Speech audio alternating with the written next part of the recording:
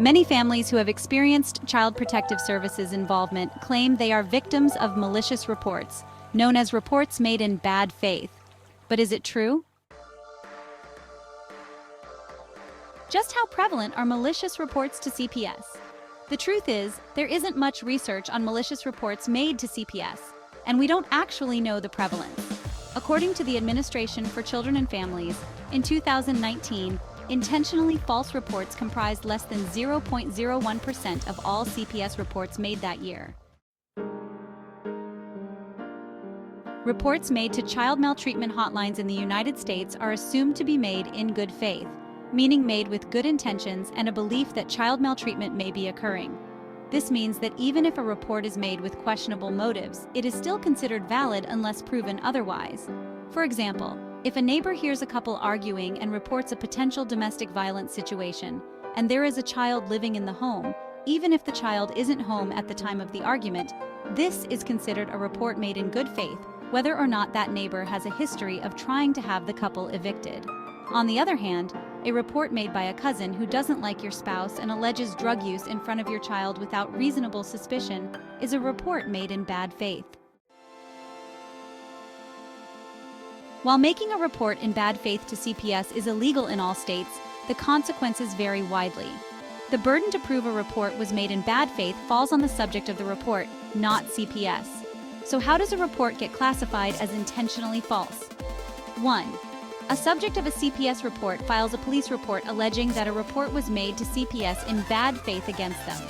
2. The subject presents all evidence he or she has that connects the person they believe made the report for investigation. 3. The police investigates. If the evidence is enough for the district attorney to bring it to court, they will. If not, the process goes no further. 1. If there's enough evidence, they may bring criminal charges and seek a court order to have the name of the reporter unsealed. If the report was not made anonymously, the reporter's name will be revealed and he or she can be prosecuted. If the report was named anonymously and there's no other way to connect the alleged to the report, there's nothing more that can be done. 1. If the court determines the report to be made in bad faith, even if anonymous, or the reporter's identity is known and they are convicted, CPS will classify the report as intentionally false. At CPS Protect Consulting Services, we recommend you save all hard evidence such as audio recordings, video recordings, emails, letters, photographs, and other similar communications that may be defamatory or threatening toward you or your family that are related to the allegations made. Show the reporter knew that the allegations are false, and show an intent to make a report to CPS against you based on that. This increases the likelihood of having the necessary evidence if a malicious report is ever made against you. You can and should also report that you believe the report was malicious and share that information with CPS, but action is not often taken, and even when it is forwarded to the district attorney's office, there is rarely follow-through. It does show your efforts, though. In addition, it's important to keep in mind that the district attorney's office does not always bring these cases to court. Whether you file the report and CPS forwards it to them, or you file a police report, for a variety of reasons, such as low chance of conviction, not enough evidence, not enough resources to put toward your case, or your case is deemed lower priority. That's what makes having the right evidence so important.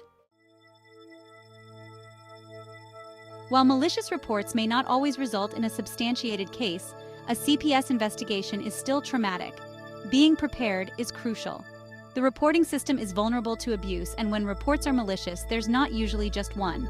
They typically recur until the vicious cycle is stopped, but you can reduce the likelihood of bad faith reports by being mindful of where you live, who your friends are, and who you associate with. Don't wait until a report is made to CPS. Don't wait until there are consequences from that report. Don't wait until you lose your child based on a lie. You don't always know where a malicious report may come from, and you may not see it coming, but you can do something about it. Visit cpsprotect.com or call toll-free at 844-633-KIDS to ensure peace of mind for you and your family. CPS Protect Consulting Services, saving children, preserving families.